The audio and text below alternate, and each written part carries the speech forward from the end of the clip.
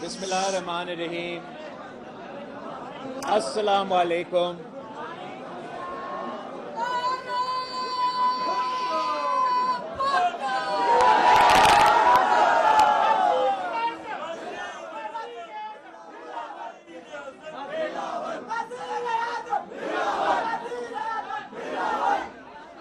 آج میں Sindh high court پاک کا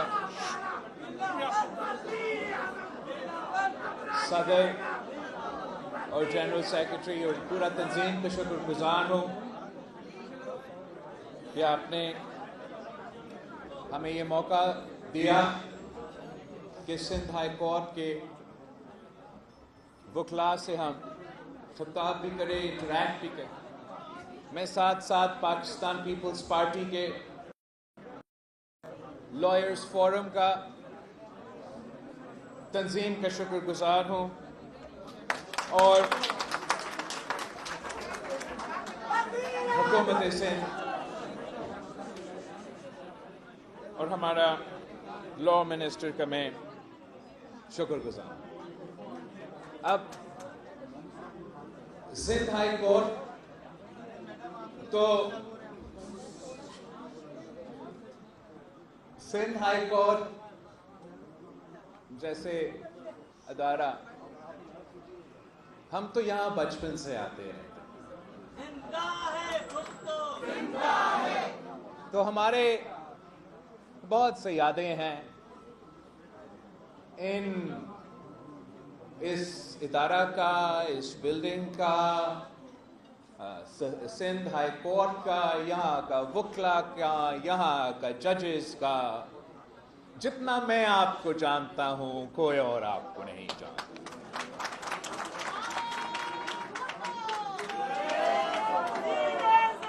ہمارا تعلق تو آج سے نہیں ہے، 3 نسلوں سے ہے، 3 نسلوں سے ہیں۔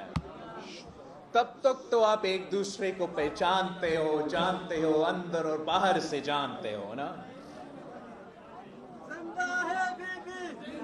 میں تو اس خاندان سے، اس جماعت سے تعلق رکھتا ہوں جس نے سرزمین بے آئین کو آئین دیا، وہ اسلامی وفاقی جمہوری آئین دیا، اور ہم 3 نسلوں سے آئین سازی کرتے آ رہے ہیں۔ ہم یہ کام بھی سب سے زیادہ جانتے ہیں۔ جہاں تک ہمارا 1973 کا آئین کی بات ہے، میں سمجھتا ہوں کہ اگر آج پاکستان موجود ہے، اکٹھا ہے، ایک طاقتور ملک ہے، تو وہ ہمارا 1973 کی آئین کی وجہ سے۔ جو بھی حقوق آج جس کے بات کیا جاتا ہے، minority rights, women's rights, press freedoms, labour rights, وہ آپ کی اسی آئین کی وجہ سے آپ کو یہ ملتا ہے۔ اور ہمارا تاریخ کچھ ایسا ہے کہ ہم نے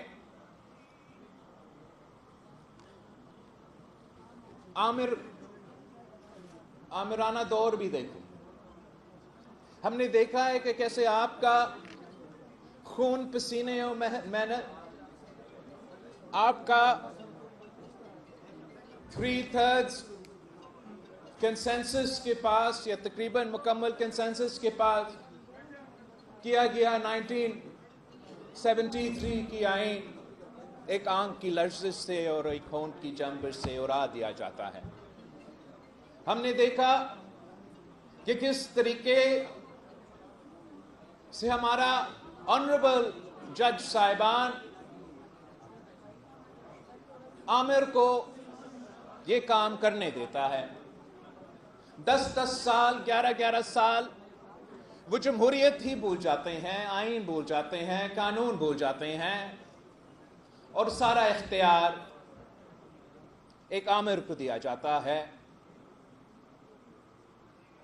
پھر ایک نہتی لڑکی نکلی، اسی عامر کے خلاف ڈٹ کے کھڑی ہوئی، 30 سال جدوجہد کی، اسی 1973 کی آئین کی بحالی کے لیے، اور اس جدوجہد میں وہ کامیاب بھی ہوئی۔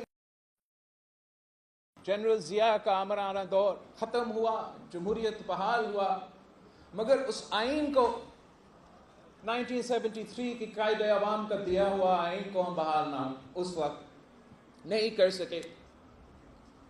ایک اور آمر کا دور بھگتنا پڑا، وہ آمرانہ دور بھی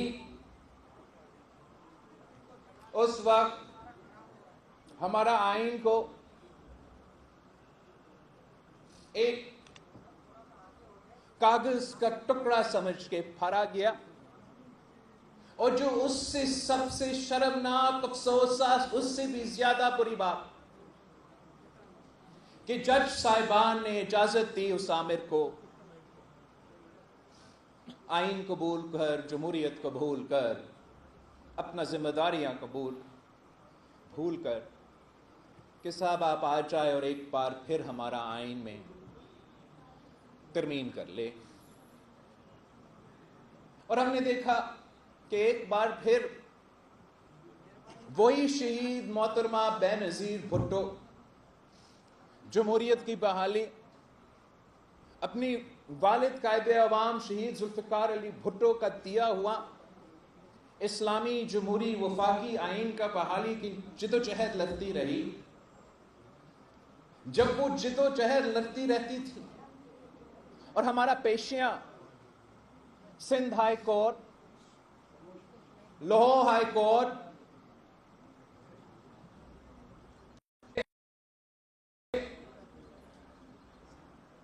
جب ہم جج صاحبان کے سامنے پیش ہوتے تھے اور وہ ہمیں آئین اور قانون کا درس دیتے تھے، اسی وقت وہ ایک آمر کا حکومت کو جگہ میں موجود تھا۔ نہ کسی کو آئین، نہ کسی کو قانون کا کوئی پرواہ۔ ہمیں کہا جاتا تھا کہ آپ تو کرپٹ ہو، آپ اتنے کرپٹ ہو کہ آپ پہ آئین اور قانون لاگو ہی نہیں ہوتا۔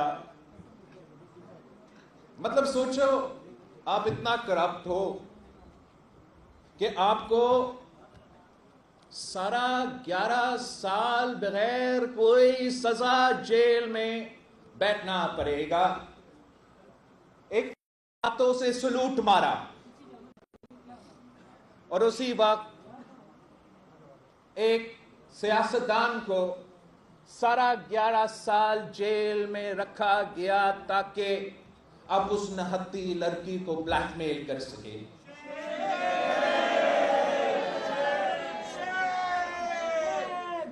یہ تو ایک عجیب نظام تھا کہ پاکستان کی جمہوریت کا ہمارا نظام ایسا ہے کہ ہم صرف ایک پی سی او جج برداشت کر سکتے۔ ایک دفعہ آپ پی سی او کا اوتھ لے سکتے ہو، دوسری دفعہ اگر آپ پی سی او کا اوتھ لیتے ہو تو مسئلہ جمہوریت کا مسئلہ، عدالت کا، آزادی کا مسئلہ۔ پہلی دفعہ تو صحیح ہے، دوسری دفعہ تو چیف تیرے جان نثار بے شمار بے شمار۔ دوسری دفعہ ہوتا ہے تو وہ تو بہت ہی زیادہ ہمارا برداشت سے باہر۔ پہلی دفعہ تو صحیح، دوسری دفعہ تو برا۔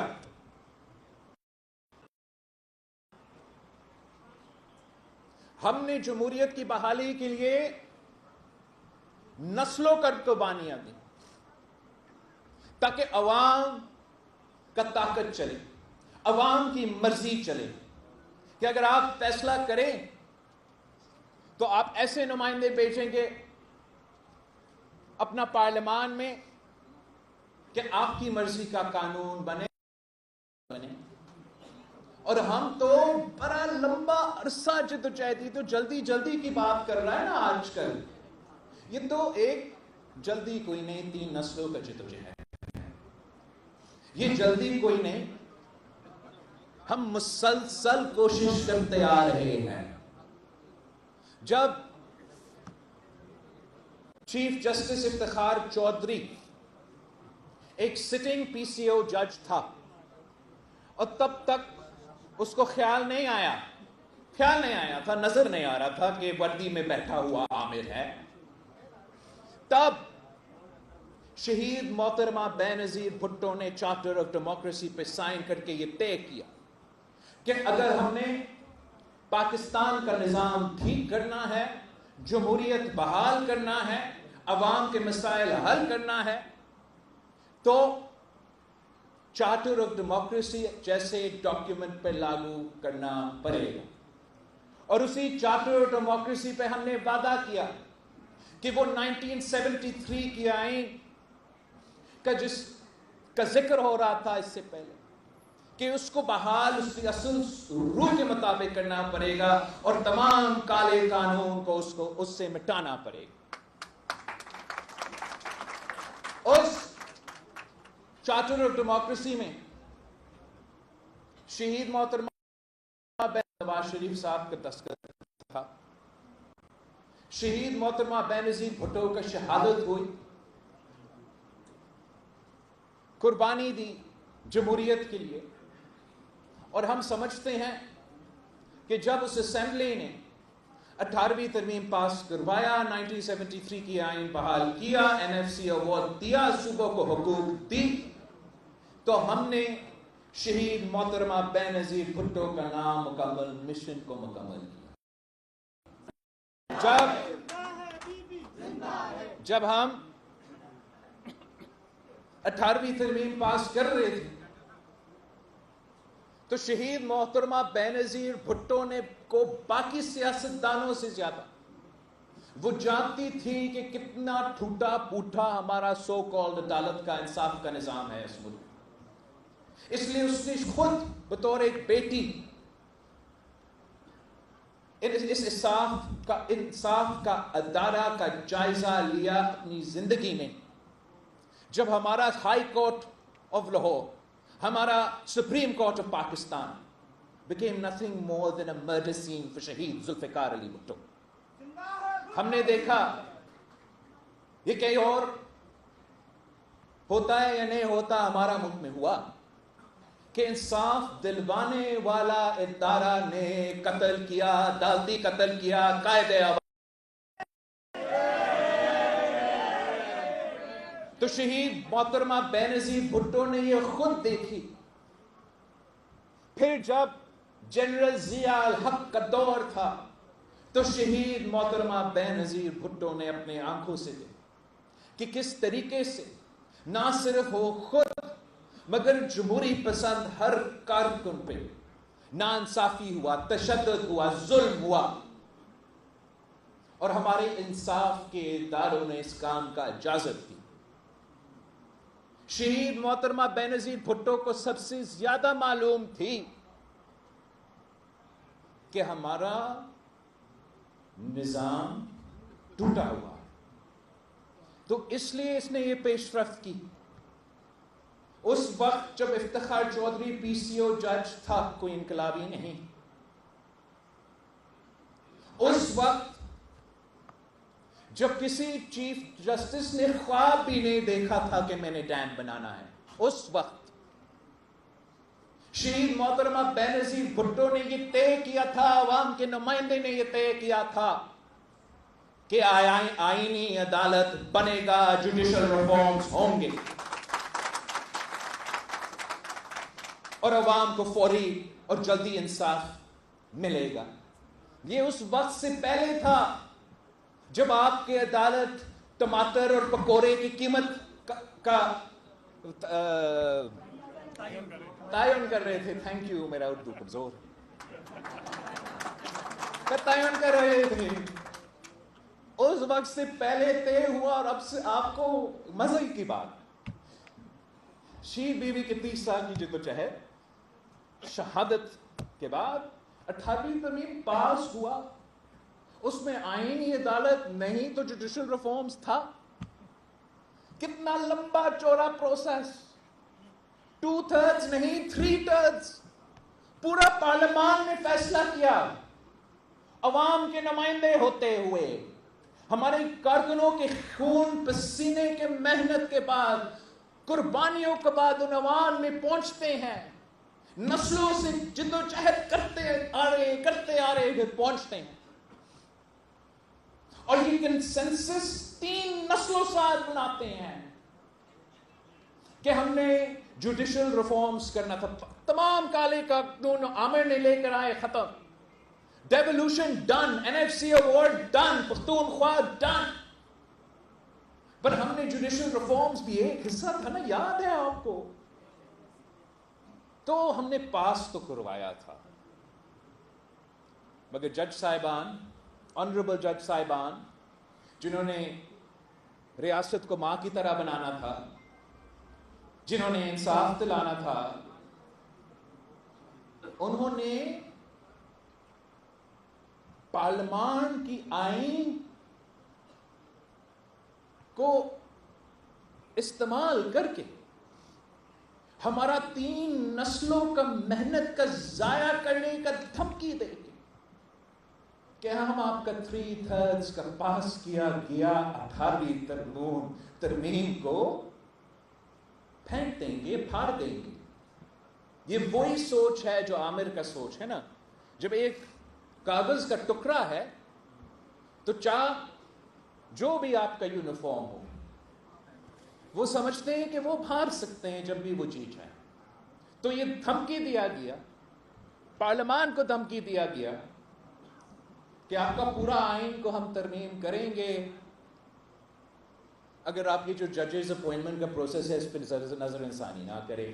ہم نے کیا کہا تھا, یہ پوری دنیا, آپ یونائٹڈ اسٹیٹس کا ایگزامپل دیکھ لیں, وہاں جب ان کا سپریم کورٹ جو کہ کانسٹیٹیوشنل کورٹ ہے, ان کا جج کا تعیناتی ہوتا ہے تو پورا پارلیمان سامنے بیٹھا ہوتا ہے, عوام کے نمائندے, اپوزیشن کے, حکومت کے.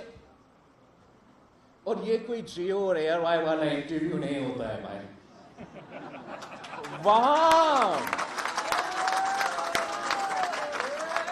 وہاں جو سوالات کیے جاتے ہیں عوام کے نمائندے میں یہ طاقت ہوتا ہے, ان سے پوچھا جاتا ہے, ان کے پورا ماضی کے بارے میں پوچھا جاتا ہے, ان کے عدالت میں ان کی جو تاریخ ہے اس کے بارے میں پوچھا جاتا ہے, ان کا ہر ایک فیصلہ سامنے لیا جاتا ہے, پڑھا جاتا ہے, باقاعدہ ان کا پورا پروسیس ہوتا ہے. اور اگر وہ پارلیمان کہتا ہے کہ آپ قابل ہو اس ملک کا جج بننے کا تو وہ جج صاحب جج بنتا ہے. اور یہی وجہ ہے, میں آپ کو بتاؤں, یہی وجہ ہے کہ آج تک امریکہ میں آمریت نہیں رہا ہے, ورنہ وہاں بھی دونوں ہاتھوں سے سلوٹ ہوتا.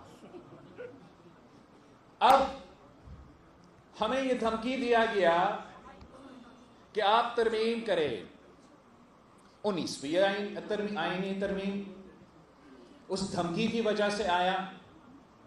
اور جس فیصلہ پہ یہ آئینی ترمیم ہوا, جس دھمکی پہ یہ آئینی ترمیم ہوا, آج تک وہ ڈیٹیلڈ آرڈر سامنے نہیں آیا. تو آپ کہتے ہیں کہ ہم ٹائم لے, بالکل 100 بسم اللہ, 3 نسلیں لڑیں گے, لیکن ہم اپنا جوڈیشل ریفارمز لے کر آئیں گے. چارٹر آف ڈیموکریسی کے مطابق جو شہید محترمہ بینظیر بھٹو نے وعدہ کیا تھا, ہم پورا کر کے دکھائیں گے. ہم نے ماضی سے اپنے سبق سیکھے ہیں. ہم وکلا برادری کا بہت ہی عزت کرتے ہیں, اور کیوں نہیں کریں گے. جب قائد عوام شہید ذوالفقار علی بھٹو خود وکیل تھا, جب پاکستان پیپلز پارٹی کو بنانے والے وکلا تھے, نہ صرف قائد عوام شہید ذوالفقار علی بھٹو مگر پاکستان پیپلز پارٹی کے امیدوار، پاکستان پیپلز پارٹی کی تنظیم، آدھا سے زیادہ ہمارا نیا جو پارلیمان بنا تھا وہ آپ کی برادری سے بھرا ہوا تھا. اور بڑا احترام کے ساتھ، بڑا عزت کے ساتھ وہی طریقہ ہے کہ آپ قانون سازی کرے، آپ آئین سازی کرے، کہ آئے الیکشن لڑو، ممبر پارلیمان بنو، رضا ربانی بنو، جو بھی پاکستان پیپلز پارٹی کا حفیظ بھی، جو بھی آپ نے بننا ہے بنے. مگر قانون سازی اور آئین سازی عدالت کے تھرو نہیں ہو سکتا. یہ نہیں ہو سکتا ہے کہ ہم آئین بنائیں، ہم موجود ہیں، اگر کوئی کنفیوژن ہے، یہ ایسا نہیں کہ 200 سال پرانا نا، 2000 ایٹ لیسٹ 18ویں ترمیم کے جنہوں نے بنایا وہ موجود ہے، آپ ان سے پوچھ سکتے ہیں. مگر خود 184 کے نام پہ، 186 کے نام پہ جج صاحبان نے اپنے آپ کو طاقت دیا ہے کہ وہ آئین سازی کر سکتے. آئین یہ نہیں کہتا ہے کہ جو ہم نے لکھا، آئین کہتا ہے کہ جو ان کی مرضی ہے. اور this is now proved beyond a reasonable doubt in Pakistani politics. Look at the last 15 years if you're not going to look at the last 70 years. Our judicial system is broken. آپ اگر lawyer بنے تو اس لیے کہ آپ عوام کو انصاف دیں. کتنے پینڈنگ کیسز ہے اس عدالت کے سامنے؟ کتنا دیر تک مجھے تو 45 ایئرز انصاف کرنا پڑا، انتظار کرنا پڑے قائد عوام شہید ذوالفقار علی بھٹو کا قتل کیس میں.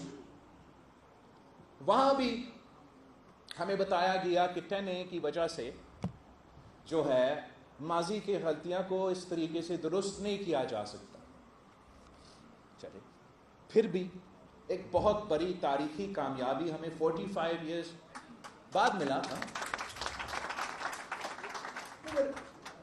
جو آپ نے اس کیس کا سنا ہے جہاں 2 بھائیوں کو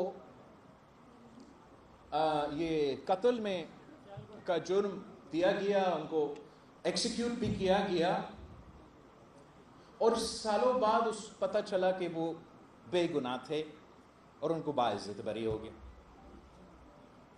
آپ نے سنا وہ کیس جہاں ایک غریب عورت تقریباً 50 سال جدوجہد کرتی رہی اپنی وراثت کے لیے. بہت شکر گزار ہیں ہم اعلیٰ عدلیہ کے 50 سال بعد اس عورت کو شاید انصاف مل رہا ہے. مگر مانیں کہ جس کام کے لیے، جس ذمہ داری کے لیے آپ ادھر بیٹھے ہو، آج کل وہ ذمہ داری پورا نہیں ہو رہا. اور اگر ہم چاہتے ہیں کہ اس عدالتی نظام کو طاقتور بنائیں، اگر ہم چاہتے ہیں کہ ہمارے شہریوں کو فوری اور جلدی انصاف ملے، اگر ہم چاہتے ہیں کہ کسی صوبوں کے درمیان کوئی فرق نہ رہے، اور یہ سب سے اہم بات ہے، تو پھر آئینی عدالت، آئینی وفاقی عدالت ضروری ہے، مجبوری ہے.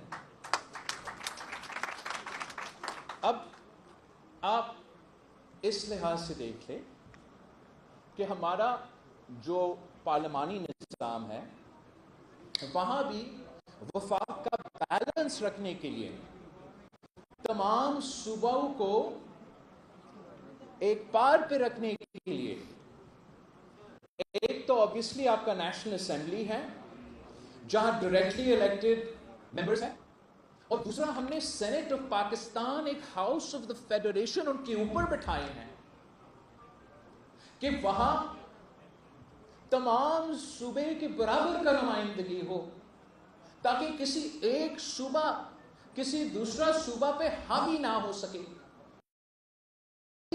نظام میں ہم نے میں آج یہاں نہیں آیا ہوں کسی حکومت کا بل کا حمایت کرنے کے لیے یا کسی حکومت کی ترمیم کے بارے میں بات کرنے کے لیے. میں اگر آیا ہوں تو Pakistan Peoples Party of charter of democracy اور ہمارا very simple, very focus proposal کہ آئینی عدالت اور جوڈیشل اپوائنٹمنٹس میں ریفارم، میں وہ براڈر پرسپیکٹو میں. تو اس پرسپیکٹو میں جب ہم کہتے ہیں کہ آپ کو وفاقی عدالت بنانا پڑے گا تو اس وفاقی عدالت میں ہر صوبہ کا برابر کا نمائندگی ہوگا. اس وفاقی عدالت کا چیف جسٹس روٹیشن پہ ہوگا اور ہر صوبہ کو باری ملے گا کہ اپنا چیف جسٹس کا نمائندگی. اگر آپ مانتے ہو اس بات کا نا کہ پینڈنگ کیسز ہے، آپ مانتے ہیں اس بات کا کہ ہمارا جو سپریم کورٹ میں پٹیشنز ہے، جو کیسز پینڈنگ ہیں، ان میں 15% of cases will be of a constitutional nature or the political nature, and the rest of the cases وہ عوام کے کیسز ہے، وہ عام آدمی کا کیسز ہے، وہ قتل ہوا ہے، وہ ڈکیتی ہوا ہے، وہ زیادتی ہوا ہے، وہ فراڈ ہوا ہے، وہ وراثت کا کیس ہے. اب جو ہمارا عدالتی نظام ہے، آپ خود جائزہ لیں، وہ 15% جو سیاسی کیسز ہے وہ 90% ان کا ٹائم لیا جاتا ہے. اب اگر ہم چاہتے ہیں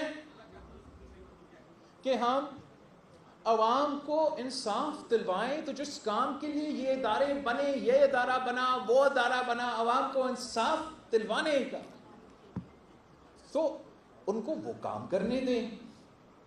اور جہاں تک آئینی فیصلے ہیں، جہاں تک زیادہ تر سیاسی فیصلہ ہے، تو جیسے ہم نے ماضی میں طے کیا ویسے ہی ہم انشاءاللہ تعالی آئینی عدالت بنائیں گے. اور اس آئینی عدالت دیکھے گا کہ آئین کے کیا مسئلے ہیں. وہ آئینی عدالت دیکھے گا کہ جو سیاسی کیسز ہے اور جو آپ کا کام ہے، جو آپ کے کلائنٹس کا کام ہے، وہ کام ہمارا جوڈیشری اور جوڈیشری کا نظام کرتا رہے گا. میں بالکل اس بات پہ یقین رکھتا ہوں کہ ان پٹ لینا چاہیے. ہم تو آج سے نہیں، افتخار چودھری کا زمانہ سے ان پٹ لیتے آ رہے ہیں. آپ ہر سپریم کورٹ بار کا الیکشن دیکھیں، ہر تقریر دیکھیں، عاصمہ جہانگیر کا کانفرنس دیکھیں، اب فرحت اللہ بابر ہو، رضا ہو، باقی جو ہم جوڈیشری ریفارمز کی سیمینارز کرتے رہے ہیں، ان کا آؤٹ پٹ دیکھیں. ہر کسی تقریر میں ہمارا کانسٹیٹیوشنل کورٹ کا ذکر ہے، ہمارا جوڈیشل ریفارم کا ذکر ہے. یہ کوئی نیا چیز نہیں ہے. یہ ان لوگوں کے لیے نئی بات ہے جن کے لیے تاریخ یہ اپریل 2021 سے شروع ہو جاتا ہے اور عدم اعتماد سے شروع ہو جاتا ہے. جن کے لیے تاریخ 1947 سے شروع ہوتا ہے پاکستان، ان کے لیے یہ بہت ہی پرانا مطالبہ ہے. For the legal fraternity and for the political, the development of jurisprudence in Pakistan, دو میجر constitutional sections پہ میں بات کرنا چاہوں گا.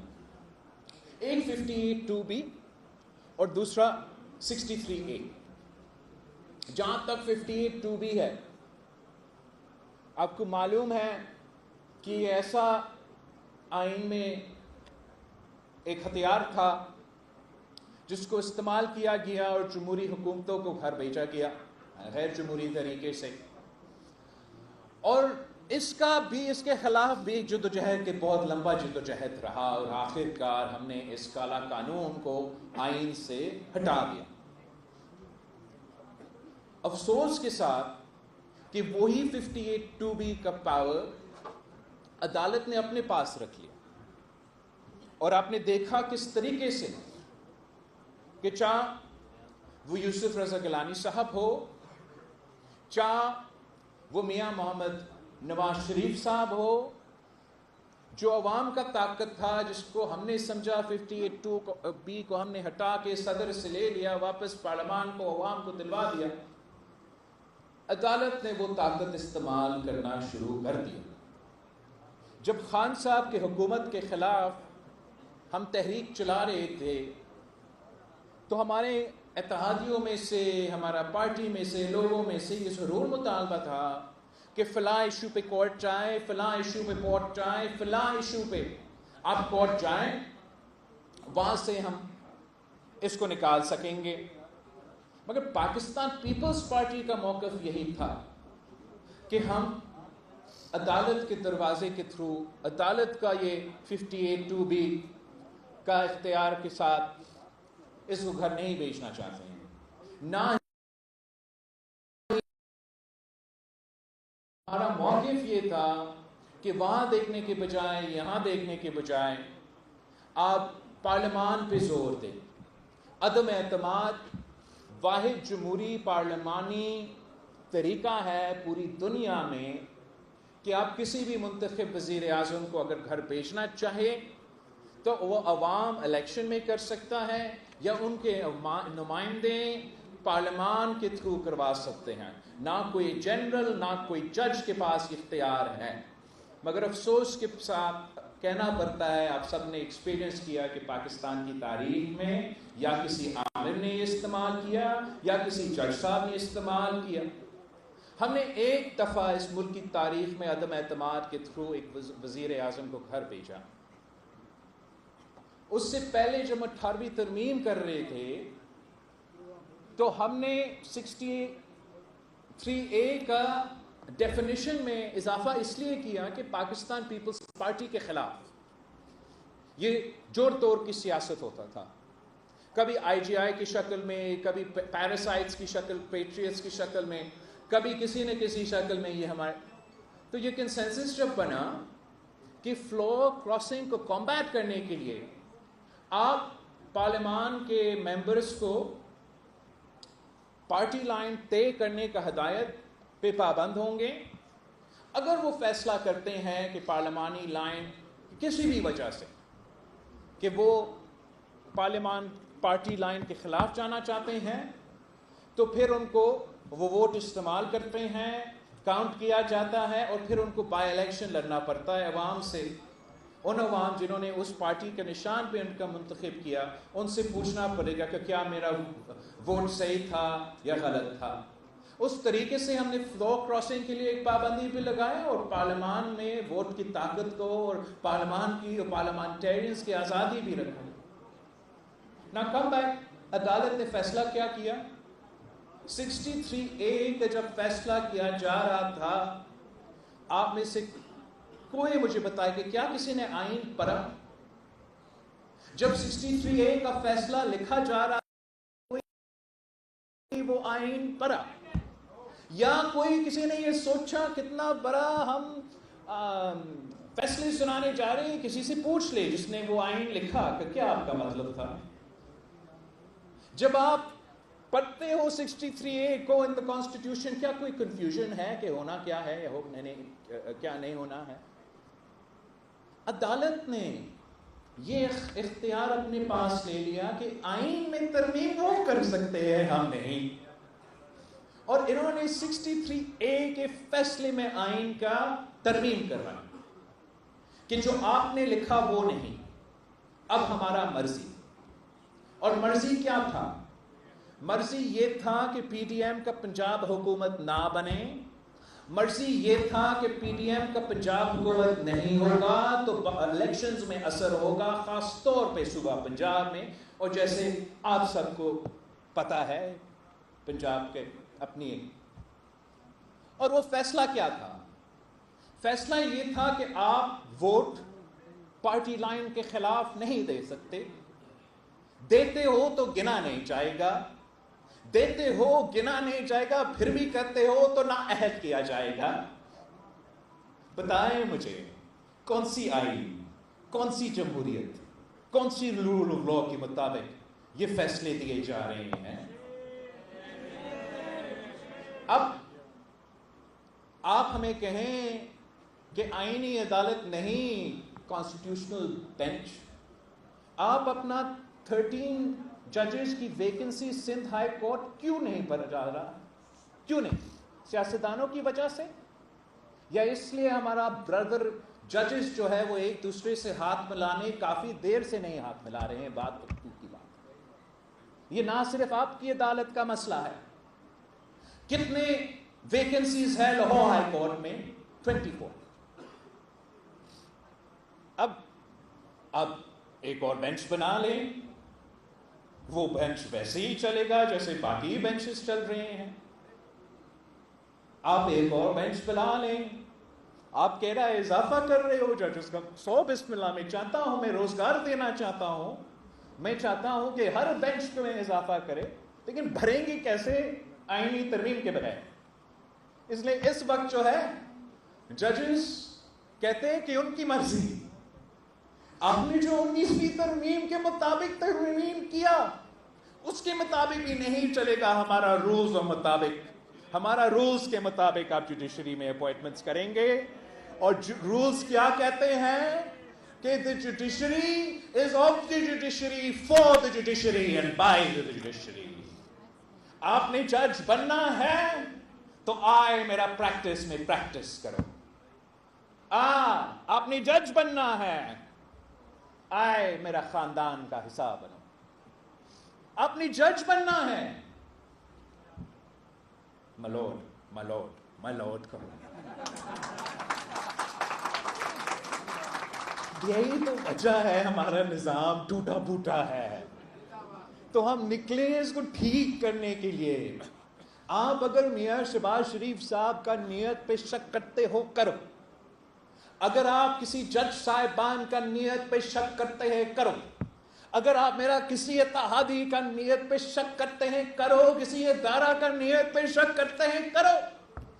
میرا نیت پہ شک نہ کرو. میرا نیت یہ ہے کہ جس آئین سازی کا کام میں 3 نسلوں سے کرتا آ رہا ہوں, جس جمہوریت کا بحالی ہم 3 نسلوں سے جدوجہد لگتے آ رہے ہیں, جس آئین کا بالادستی میرا آئین کا بالادستی کا جدوجہد کوئی اور لڑے گا نہیں سر, ہم لڑیں گے. مگر میرا آئین کا بالادستی کے لیے ضروری ہے کہ تمام صوبوں کو ایکول ریپرزنٹیشن ملے, تاکہ کل کوئی کسی جج میں ہمت نہ ہو, کسی جج میں ہمت نہ ہو کہ سندھ میں آ کے اعلان کرے کہ وہ کالاباغ ڈیم بنائے گا. ہم آئینی عدالت بنا کے رہیں گے. ہم آئینی عدالت بنا کے رہیں گے.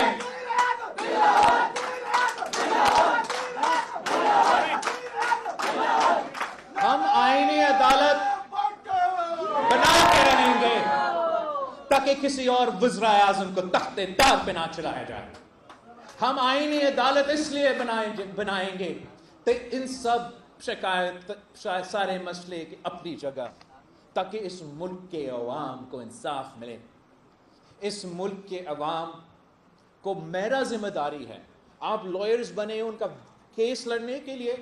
میں اس ہاؤس میں بیٹھا ہوں تاکہ میں قانون بنائیں, تاکہ میں آئین بنائیں.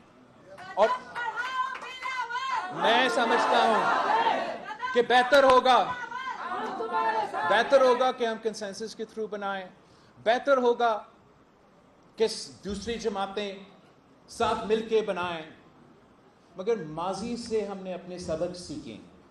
جو غلطیاں ہم نے دیکھا تھا لائرز موومنٹ کی وجہ سے, جس طریقے سے ہمارے عدالت کا نظام اس تحریک کے نتیجے میں چل پڑا ہے, اس دفعہ ہم آپ کی تقریریں بھی سنیں گے, آپ کے جلسے اگر ہوں گے تو ہوں گے, مگر آپ کا ان پٹ بھی. میں نے نائک صاحب کو کہا ہے, I know the law minister on his own accord, ہمارا پرانا بھی آپ کے جو پہلے عہدیدار تھے ان کا ان پٹ تو پڑا ہوا ہے. اگر مزید کوئی ان پٹ ہو وہ ضرور دیں. بٹ آئینی عدالت تو بنے گا. جوڈیشل ریفارم کو ہمیں لے آنے پڑیں گے. قائد عوام شہید ذوالفقار علی بھٹو کو اگر 50 سال بعد انصاف ملا ہے, اب انشاءاللہ تعالی عوام کو انصاف ملے گا. میں خاص طور پہ اس پوائنٹ پہ اس سپیچ کو اینڈ کرنا چاہوں گا اور پھر آپ کے سوال کے جواب دینا چاہوں گا کہ میں دونوں جج صاحبان, چاہے وہ جسٹس عیسیٰ ہو یا جسٹس منصور علی شاہ صاحب ہو، ان کا بہت احترام کرتا ہوں. اتنا احترام کرتا ہوں جتنا کسی اور جج کسی ماضی کی بینچ کا بھی نہیں. اور وہ ویری سمپل ہے کہ یہ دونوں جج صاحبان اس بینچ میں تھے جس نے قائد عوام شہید ذوالفقار علی بھٹو کا فیصلہ سنایا. کسی اور کا نیت جو بھی ہو، میں کوئی پرسن سپیسیفک آئین نہیں بناؤں گا، میں کوئی پرسن سپیسیفک قانون نہیں بناؤں گا، مگر میں کسی آپ کی اپنا بھی، ہمارا اپنا سیاست ہوتا ہے، آپ کی وکلا کا سیاست بھی ہوتا ہے، جوڈیشری کا انفارچونیٹلی نہیں ہونا چاہیے، وہاں بھی اپنا سیاست بھی ہوتا ہے. میں نہ وکلا کا سیاست کا شکار ہوں گا، نہ جوڈیشری کا سیاست کا شکار ہوں گا. ہم نے اپنا کام کر کے دکھانا ہے، عوام کو ہم جواب دیں گے، آئین ہم بنا کے رہیں گے. آپ سب کا شکریہ.